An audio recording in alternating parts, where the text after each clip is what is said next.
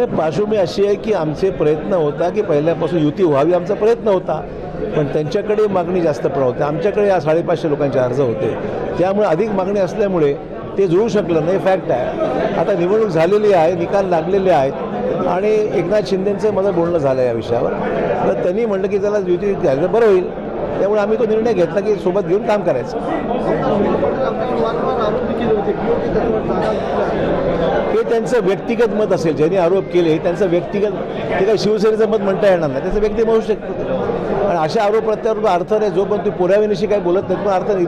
की आरोप प्रत्यारोप राजकीयदृष्ट्या मोटिवेटेड आहेत. हा काही शिंदे सेनेचा हा निर्णय आहे. शिवसेनेने काल जो भाजपाला पाठिंबा दिला, अशोक चव्हाण आणि आमदार कल्याणकर यांनी संयुक्त पत्रकार परिषद घेतली, त्यानंतर आपण एक फेसबुक पोस्ट केली आहे. नेमकी पोस्ट कोणाविरोधात आहे आणि काय म्हणायचं? खऱ्यामध्ये आम्ही सर्व शिवसेनेचे उमेदवार हे आम्ही भाजपा आणि सेना ही नांदेडमध्ये महापालिका एकमेकाच्या विरोधात लढले होते आणि याच्यामध्ये सेनेचा खूप मोठा फरकाने उमेदवारांचं नुकसान झालं, उमेदवार पडले. त्याच्यामुळं या सर्व उमेदवारांचं असं म्हणणं होतं की भाजपसोबत आपण जाऊ नये, कारण आपले जरी 4 उमेदवार 5 उमेदवार आपले आले असतील तर आपण 5ही उमेदवार महापालिकेमध्ये एक चांगला विरोधी पक्ष म्हणून आपण काम करावं आणि नांदेड शहरामध्ये महापालिकेचा जो काही भ्रष्टाचार आहे तो बाहेर आणावा, असं सर्व उमेदवारांची, सर्व पदाधिकाऱ्यांची सुद्धा अशी मागणी होती. तर आपण स्पष्ट सांगितलं की भ्रष्टाचाराला आम्ही नक्कीच विरोध करणार आणि ज्याच्या ताटाखालचं मांजर होण्यात, ज्याला ताटाखालचं मांजर होण्याची इच्छा आहे अशा बांडगुळ आमदाराचं जाहीर आहे. 100%. कारण असा विषय असा होता की आम्ही आमदार साहेबाला खूप विनंती केली, आमदार कल्याणकरांना विनंती केली की बा आपण आपला एक स्वतःचा गट बनवू आणि आपल्या गट करून आपला एक कॉप मेंबर, आपला एक शिवसेनेचा नगरसेवक महापालिकेमध्ये वाढली असती, आपली एक सेनेच्या नगरसेवकाची संख्या देखील वाढली असती आणि आज सेनेची संख्या वाढल्यावर आपल्याला सभागृहामध्ये बोलण्यासाठी आपल्याला एक ताकद मिळाली असती.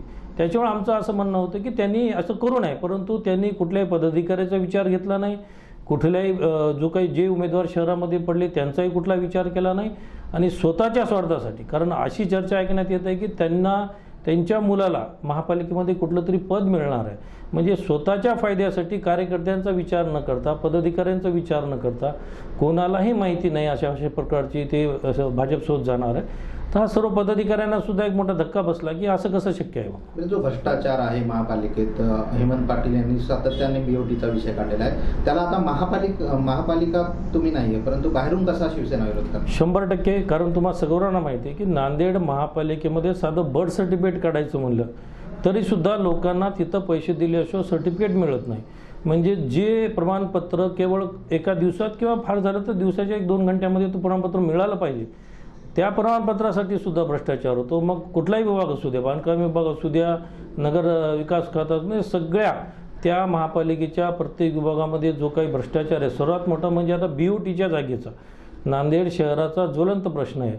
नांदेड शहरामध्ये मल्टीपर्पजची एकमेव जागा पूर्ण शहरामध्ये जी आज मोकळी आहे, जी वजीराबाद या नांदेड शहराच्या मुख्य बाजारपेठमध्ये, आणि जो नांदेड महापालिकेचा श्वास आहे, आज ती जागासुद्धा महापालिका जिल्हा परिषदकडून विकत घेऊन, महापालिकेची आर्थिक परिस्थिती ठीक नसताना सुद्धा ती जागा जिल्हा परिषदमधून विकत घेऊन ती जागा बीओटी तत्वावर एका त्यांच्या संबंधित गुत्तेदाराला देऊन तिथे बांधकाम करून ती जागासुद्धा संपवायच्या मार्गावर आहे. आणि असे काही प्रकार होऊ नये म्हणून आम्ही नांदेडच्या जनतेचा आवाज म्हणून आम्ही शिवसेना सदैव महापालिकेच्या भ्रष्टाचाराच्या विरोधात. या प्रकाराबाबत आपण उपमुख्यमंत्री एकनाथ शिंदे यांची भेट घेणार आहे, काय? 100% आम्ही आमचे शिवसेनेचे मुख्य नेते उपमुख्यमंत्री एकनाथभाई शिंदे साहेब, डॉक्टर श्रीकांत शिंदे साहेब यांना आम्ही सर्व उमेदवार, नांदेड महानगरपालिकेतील जे उमेदवार होते सर्व उमेदवार, पदाधिकारी आम्ही जाऊन भेटणार आहेत आणि नांदेडची सध्याची जे काही शिवसेनेचे पक्षाचे बेहाल काही जण करत आहेत त्यांचं आम्ही शिंदे साहेबांना याची संपूर्ण माहिती देऊ. आता तुम्ही जे बालाजी कल्याणकर यांनी जे पाठिंबा दिला आहे, मात्र आनंद पाटील बोंडारकर यांनी सुद्धा पाठिंबा दिला आहे, दोघांसाठी ती पोस्ट आहे का? नाही, कारण आमदार बोंडारकर यांचा सुद्धा या गोष्टीला विरोध होता, परंतु आम्हाला दक्षिणमध्ये एकच नगरसेवक निवडून आला आणि एक नगरसेवक त्याची इच्छा होती सगळे जात असेल तर मी वेगळं कसं भूमिका मांडू, त्याच्यामुळे त्यांना एक ती मजबुरी झाली. कारण त्यांचं आमचं बोलणं झालेलं आहे बोंडारकर साहेबांचं, त्यांचंही म्हणणं आहे की बा हे चुकीच्या गोष्टी व्हायल्यात, आपण लढलो. त्यांचं सुद्धा एकच मत आहे की माझे उमेदवार मला काय म्हणतील मी जर तिथं बैठकीत गेलो तर, म्हणजे त्यांना सुद्धा या काही गोष्टी पटल्या नाही, परंतु एकच उमेदवार असल्यामुळे एकच नगरसेवक असल्यामुळं तो सुद्धा त्यांच्यासोबत जायचा आणि त्यांना विचारून ते सुद्धा गेलेले आहेत. पण तुम्ही शिवसेनेचे जिल्हा प्रमुख आहेत, शिवसेनेचे आमदार आहेत आणि थेट तुम्ही बाणगुळ म्हणताय. नाही, विषयच तसा झाला ना, कारण पक्ष या परिस्थितीमध्ये पडलेल्या उमेदवारांना आपण कुठेतरी हिंमत दिली पाहिजे. पटलेल्या शिवसेनेचे जे काही कार्यकर्ते आहेत, आज सगळे कार्यकर्ते विखरलेले आहेत. या कार्यकर्त्यांना एक मुठीमध्ये बांधण्यासाठी आमदारांनी सपोर्ट केला पाहिजे. पण तेच आमदार जर कुठं जाऊन सरेंडर होत असतील तर मग आम्ही कार्यकर्त्यांनी काय करावं? आम्हाला कार्यकर्ते सांभाळायचे आहेत. मी जिल्हा प्रमुखमधून नांदेड जिल्हा शिवसेनेच्या सर्व पदाधिकाऱ्यांना आज उत्तर मतदारसंघामधले बरेचसे उमेदवार जे काही पडले कल्याणकरांच्या मतदारसंघातले ते पक्ष सोडण्याच्या मार्गावर आहेत. परंतु आम्ही त्यांना आज 8 दिवस झाले आम्ही सांभाळून ठेवलेलं आहे की बा ह्या गोष्टी होत राहतात. मी स्वतः म्हणजे जरी निवडणुकीत हरलो तर हार जी ती चलत असते, पण आपण कुठेही हार न मानता पक्षाचं काम दुसऱ्या दिवशीपासून केलं पाहिजे. आम्ही त्यांना सर्वांना समजवत आहे आणि ते सरेंडर होत असेल तर मग या गोष्टी बोलणार नाही तर काय बोलणार.